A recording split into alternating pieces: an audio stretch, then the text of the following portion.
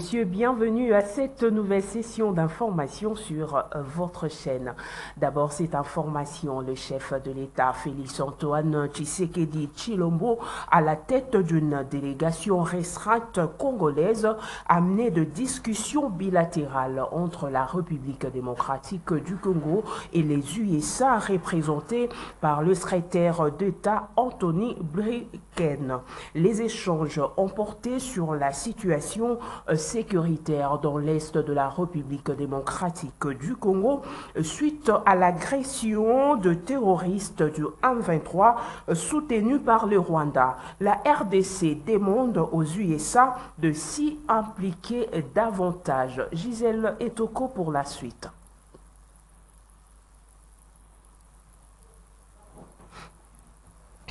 La situation sécuritaire à l'est de la République démocratique du Congo suite à l'agression des terroristes du M23 soutenus par le Rwanda était au centre de discussions entre le chef de l'État Félix-Antoine Tshisekedi à la tête d'une délégation restreinte congolaise et les États-Unis d'Amérique représentés par le secrétaire d'État Anthony Blinken.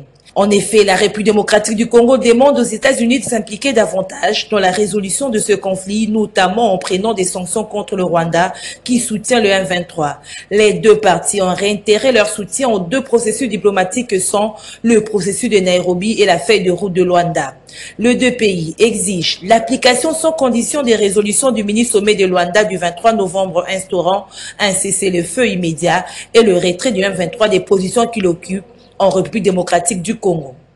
Toujours dans le cadre du sommet États-Unis d'Amérique-Afrique de Washington, le président de la République Félix-Antoine Tshisekedi a pris part à une conférence sur la lutte contre le changement climatique avec le secrétaire d'État américain Blinken, plusieurs présidents africains et l'envoyé spécial des États-Unis pour le climat, John Kerry. Félix-Antoine Tshisekedi a prononcé un discours dans lequel il a souligné l'urgence de l'enjeu climatique, la place centrale de la RDC dans la stratégie mondiale de lutte contre le réchauffement climatique et de transition énergétique, et enfin l'obligation pour les pays industrialisés de tenir leur engagement quant au financement de l'adaptation au changement climatique des pays africains, victimes innocentes des dérèglements du climat et désirer de produire de l'énergie propre pour soutenir leur développement économique et sortir ainsi du cycle infernal de la pauvreté. Notez qu'un protocole d'accord a été signé entre le secrétaire d'État américain Anthony Blinken et le vice-premier ministre, ministre des Affaires étrangères de la République démocratique du Congo, Christophe Lutundula, et les ministres zambiens des Affaires étrangères, Stanley Kakubo, entre les États-Unis et de l'autre l'Alliance de la RDC et la Zambie pour développer en Afrique, dans la région du Copperbelt, un partenariat dans la production des minéraux stratégiques. Et restons dans le même chapitre. Les députés et sénateurs n'ont pas resté indifférents face au drame causé par la pluie diluvienne qui s'est abattue la nuit de lundi à mardi 13 décembre 2022 dans la capitale Kinshasa. Ainsi ont-ils interpellé le gouvernement à prendre les dispositions qui s'imposent pour éviter ces genres de drames. Le point avec Edi Kabea et Bob Zamba.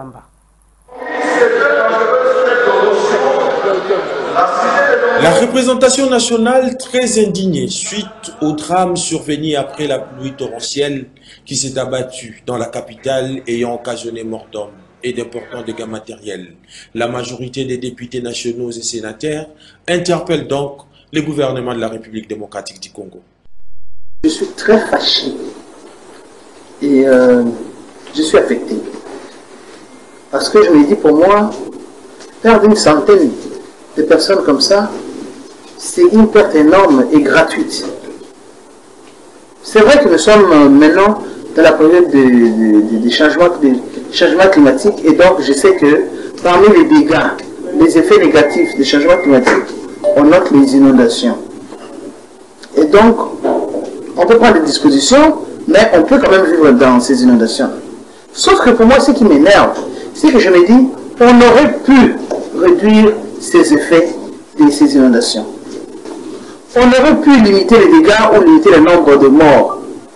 Parce que tout simplement, vous voyez maintenant que les gens sont morts, on se réveille tout le coup pour dire, ah tiens, mais il faut maintenant faire le curage. Mais qui ne sait pas que si vous voulez avoir les bons résultats, on ne peut pas curer pendant la saison de pluie. Pendant qu'il pleut, vous êtes en train de curer, une fois que vous aurez sorti les déchets, il peut pleuvoir le même jour, il peut pleuvoir pendant que les curés, et tous ces déchets vont encore rentrer dans l'eau. Les infrastructures sont gérées, la ville est gérée, tout ça il faut mettre dans le panier, puisque nous devons être à même de prévenir. Toute grande ville a toujours eu un plan de contingence. Et nous réalisons, même les semblables de ce plan n'existent pas. La ville de Kinshasa, initialement, c'est 500 000 habitants. Aujourd'hui, nous sommes à plus de 15 millions. Mais ça, c'est encore rien. La séance plénière du 13 décembre 2022 était marathon tant à l'Assemblée nationale qu'au Sénat. Plusieurs projets de ratification, notamment sur le financement du terrorisme et le blanchiment des capitaux, ont été votés. Bon, vous savez, les lois, quand elles sont proposées, elles doivent assurer les lectures à double niveau, soit au niveau de l'Assemblée nationale et enfin au Sénat, soit l'inverse. Mais les temps que les propositions font dans une ou l'autre chambre font que vers la fin, il faut faire un effort de pouvoir assurer, terminer la seconde lecture. C'est comme ça que nous n'avons pas voulu partir avec les arriérés de loi. C'est comme ça qu'on s'est précipité dans toute responsabilité, de prendre le temps qu'il faut afin que nous puissions voter ces lois-là pour clôturer la question afin que 2023 nous trouve avec d'autres lois urgentes sur lesquelles nous allons nous appliquer. Merci. De son côté, l'urbaniste Joël Kiana Bassila attribue ses dégâts aux constructions anarchiques à travers la ville-province de Kinshasa. Il est au micro de Juliette Oyeka et Bob Zamba.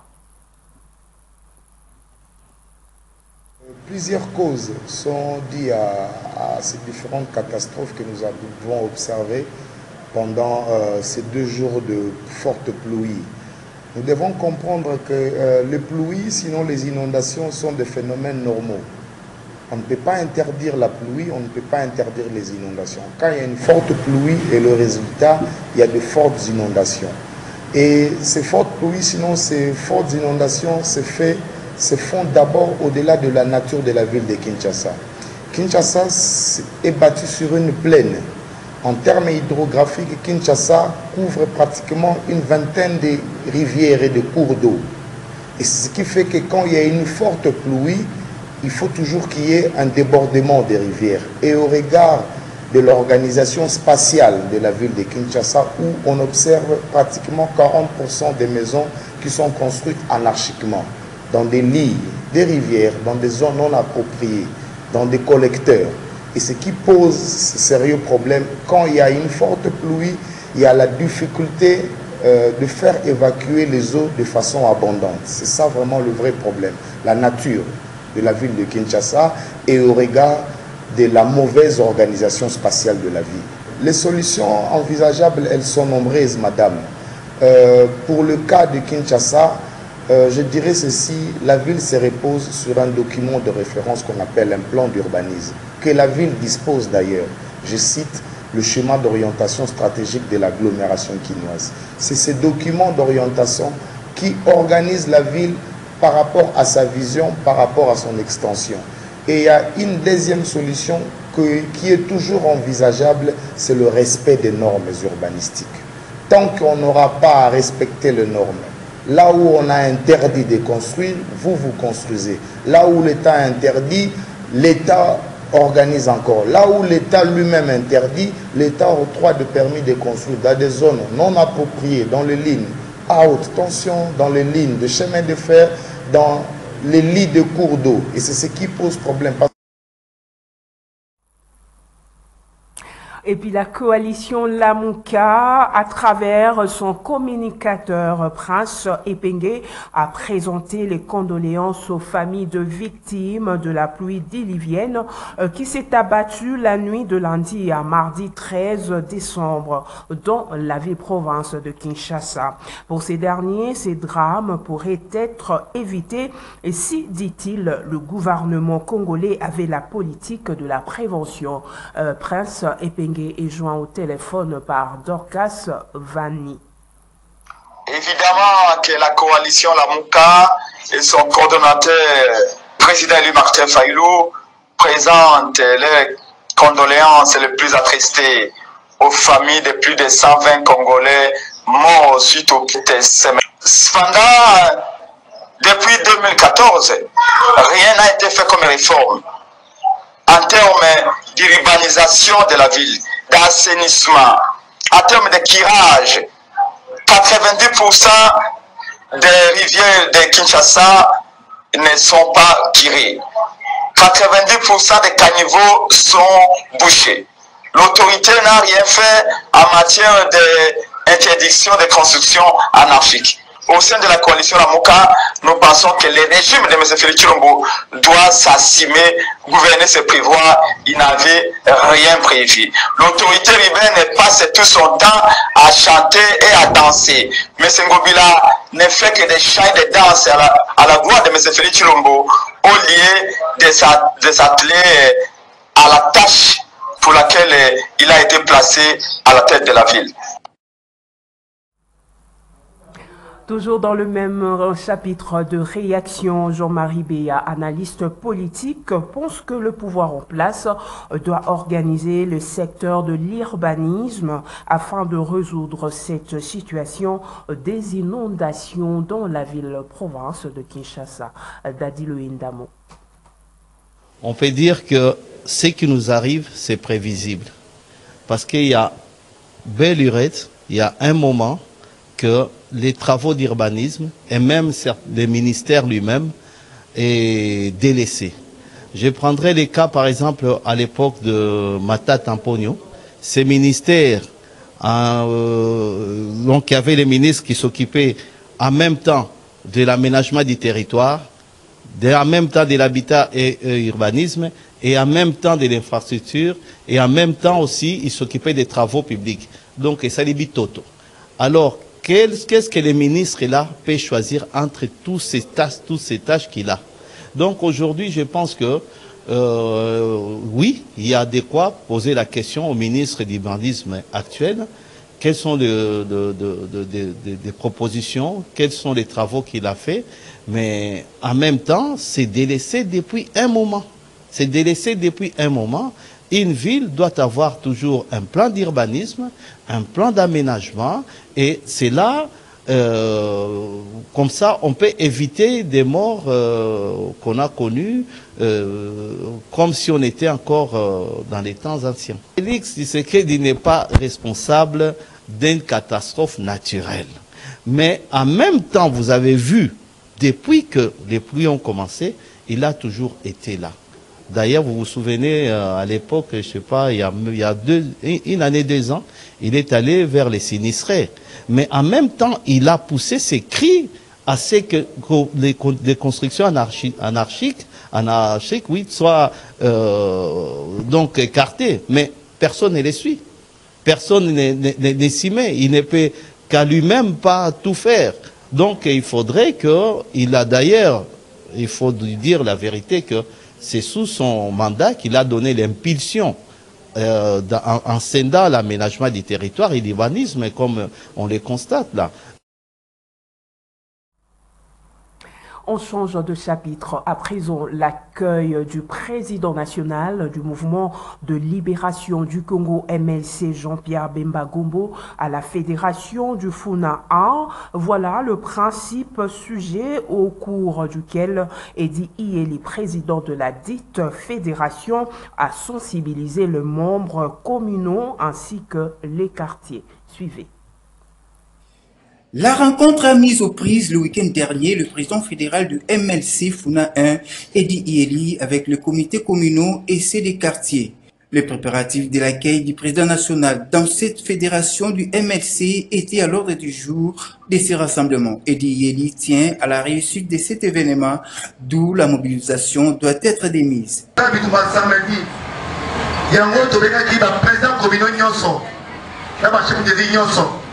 On va présenter Natal Ngamoko, que ceux qui doivent aller là samedi, quand les Tobarake, Nazam et Tokolonga, Namani Sami Tokolonga, ils ont été.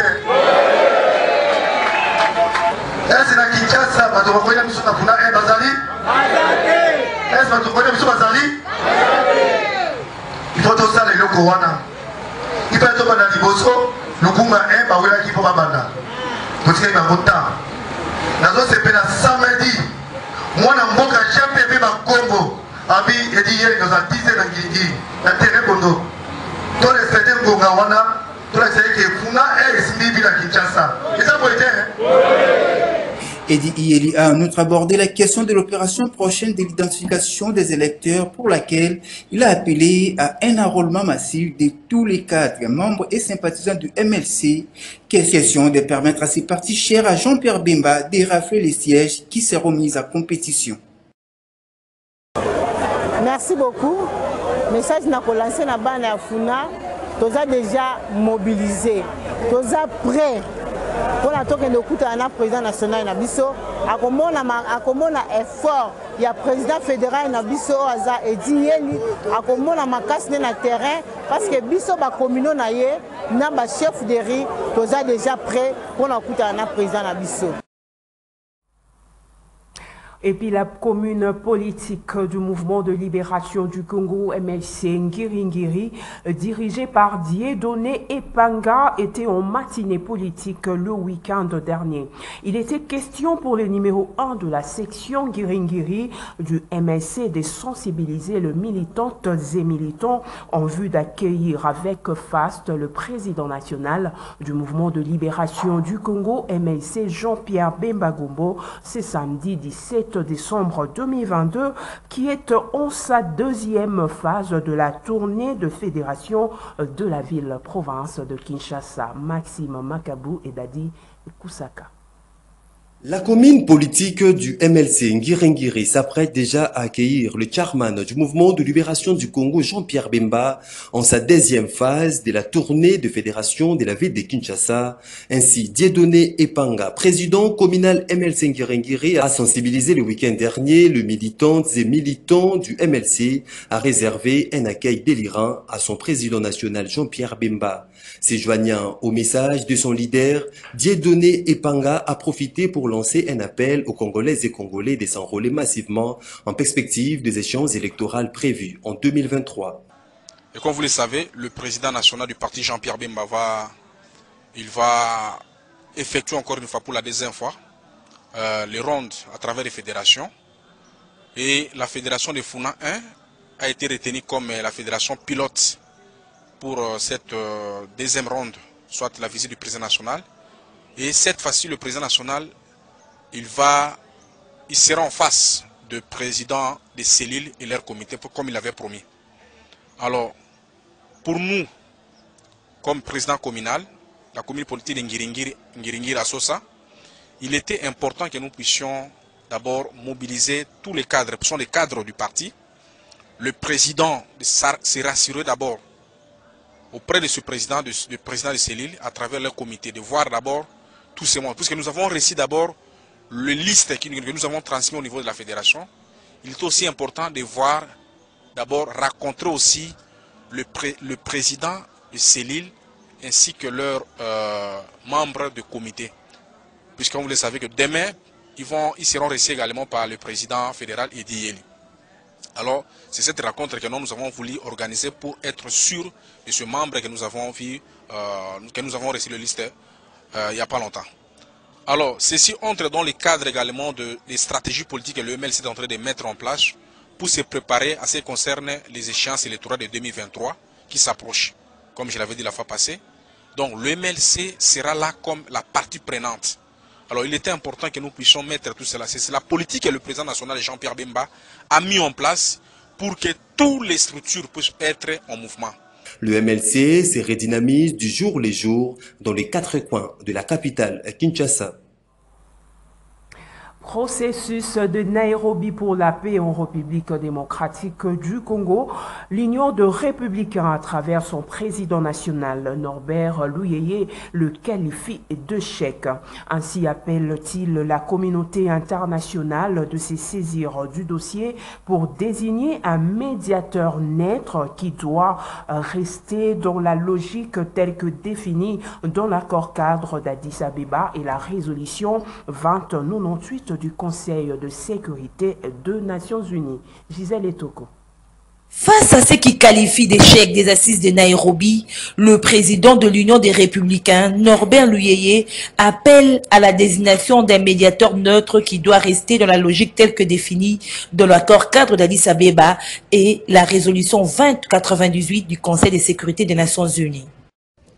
En l'absence du M23, nous avons suivi avec intérêt les théâtres d'une rencontre de sourds, des groupes armés et de la société civile de l'Est de notre pays qui se sont rendus à Nairobi, dont la réalité n'est pas celle qui a été lue dans les communiqués du délégué du pouvoir, qui a montré que cette rencontre n'a été qu'une perte du temps pour rien. L'échec des assises de Nairobi doit interpeller la communauté internationale, particulièrement les chefs d'État des mini-sommets de Luanda, à se saisir du dossier pour désigner un médiateur neutre qui doit rester dans la logique telle que définie sur haut dans l'accord cadre d'Addis Abeba et la résolution 2098 du Conseil de sécurité des Nations Unies. Les médiateurs et la classe politique, partie prenante au conflit, doivent se trouver autour d'une table pour mettre en place une commission préparatoire qui va permettre aux médiateurs de convoquer le dialogue proprement dit. Quant au carnage et massacre de plus de 300 personnes de la localité de Kiswese, dans la province de Nord Kivu, que nous avons condamné sans enquête crédible et indépendante. Massacres qui se poursuivent dans le Grand Bandundu, province de Maïndombe et dans la commune de Maluku. Norbert Luyeye n'a pas manqué de mettre son avis sur le calendrier électoral de la CENI. Conscient que ce calendrier est irréalisable, et pour ne pas endosser la responsabilité de ce qui va se passer, Denis Kadima a pris l'avance de placer Félix Tshilombo, chef de l'exécutif, devant la responsabilité de résoudre ces contraintes qui sont difficiles. Et puis sachez également, 10 civils ont été tués, 2 maisons et une moto incendiée lors d'une nouvelle incursion de rebelles ougandais à Def, dans la localité de Dalnia, la nuit du mardi à ce mercredi 14 décembre 2022. La nouvelle est rapportée par le coordonnateur de la Convention pour le respect des droits de l'homme, Antenne d'Irumu, Christophe, qui appelle la population à la vigilance. Il est au micro de notre correspondant Joël Kamabou. 10 civils tués dans une incursion des présumés rebelles ougandais de l'ADF dans le village d'Endalia, et c'était ce mardi 13 décembre 2022. Et le bilan que nous venons de dresser, c'est encore un bilan provisoire, et parmi les personnes tuées figurent des femmes et 8 hommes. Et il y a eu l'incendie de 2 maisons d'habitation, des populations civiles et une moto. Et l'ennemi a commencé à tuer à l'est du village jusqu'à arriver juste sur la RN4. C'est de là que les dégâts matériels ont été enregistrés. Et les forces armées de la République ont pu intervenir. Malheureusement, on avait déjà perdu les populations civiles, et c'est ce que les civils se sont toujours posé la question, si où serait au juste cette mutualisation des forces UPDF FARDC, parce que depuis que ces forces ougandaises sont arrivées sur les territoires congolais et juste dans les territoires d'Irumu, vraiment il n'y a pas des avancées significatives que cette population pourrait quand même enregistrer. Vraiment, il n'y a pas un bilan positif que la population civile devrait louer cette mutualisation des forces, parce qu'on continue toujours à tuer les populations civiles.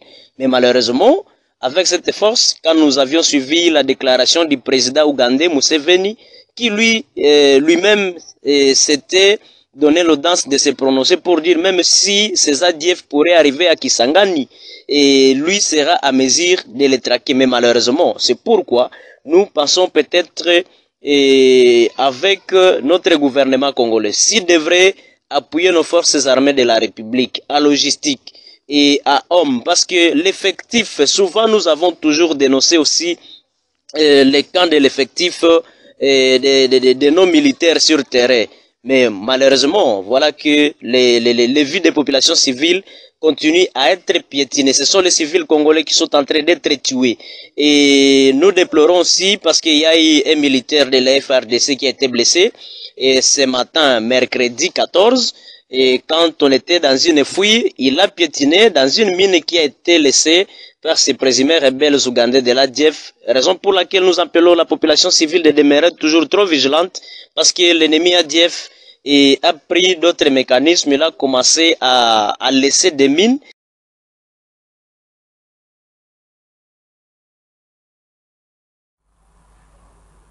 Les forces armées de la République démocratique du Congo ont arrêté les assassins de M. Zalamingi Damas, agent de l'ANER lâchement abattu dans sa maison le 26 octobre dernier au village Vouyouvi dans la chefferie des Bachou, territoire de Béni.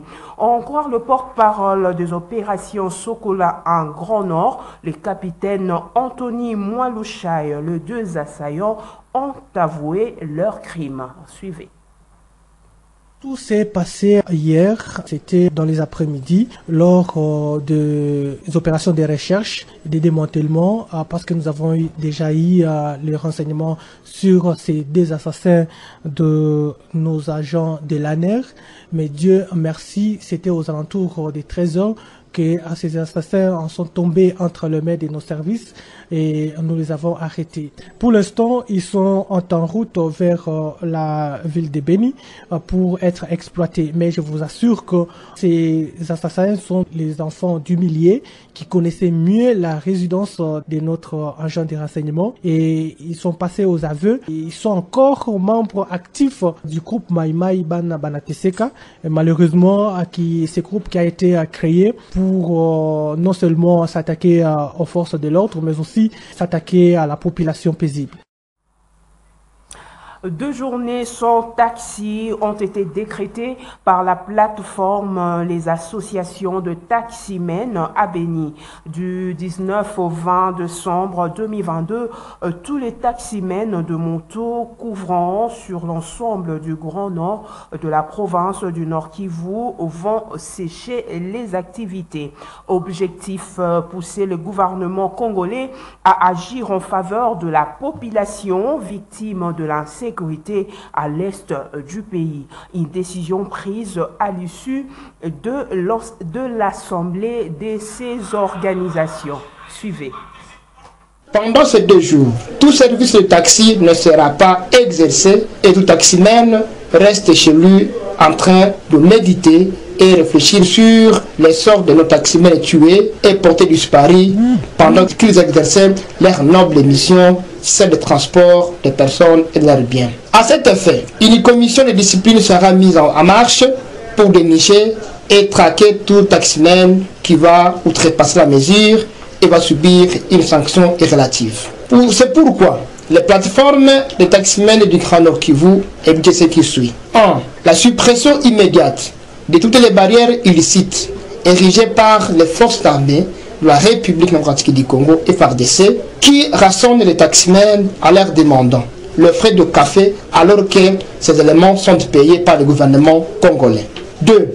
La libération sans délai ni condition du taximan et son agent arrêtés pour des faux motifs et non élucidés. 3. Arrêter tout comportement susceptible à indexer le taximan d'appartenir à tort et à travers à des groupes illégaux, alors que l'État connaît très bien localiser les cas de certains groupes incontrôlés porteurs d'armes illicites. 4. Au service de transport de rappeler et supprimer tout mouvement relatif à tracasser les membres en installant des agents de transport dans des routes de desserte agricole.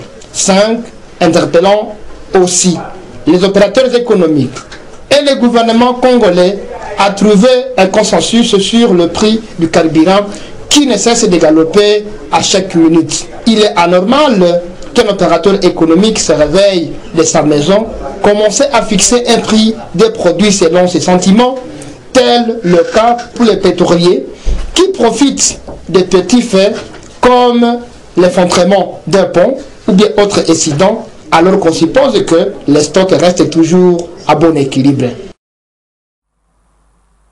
Parlons société, avant de terminer cette session d'information, les vendeurs en bilan exerçant leur petit commerce au centre-ville de Kinshasa pour pouvoir survivre se plaignent de la tracasserie policière. Ainsi implorent-ils à la clémence des éléments de la police en cette période de fête pour pouvoir exercer en toute tranquillité leur commerce. Un constat établi par Juliette Oyeka et Naomi Kabengele.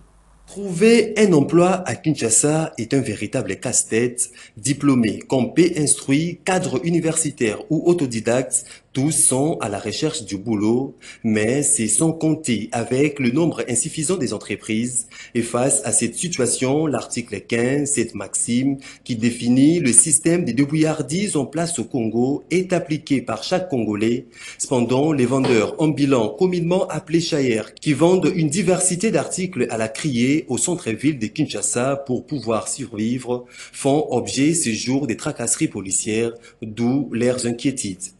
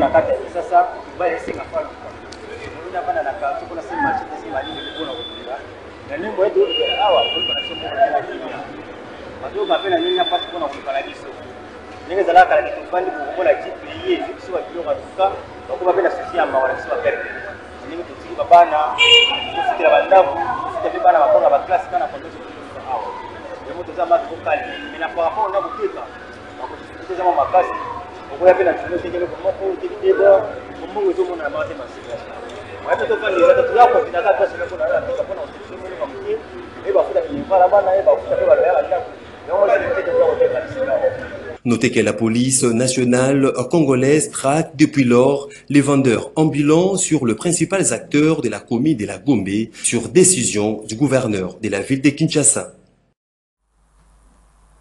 Mesdames, Messieurs, ce journal est terminé. Merci de l'attention soutenue. Merci également à nos stagiaires de l'APIC, Juliette Oyeka et Irène Kinzonzi pour leur assistance. Je vous dis merci et on se retrouve prochainement. Au revoir.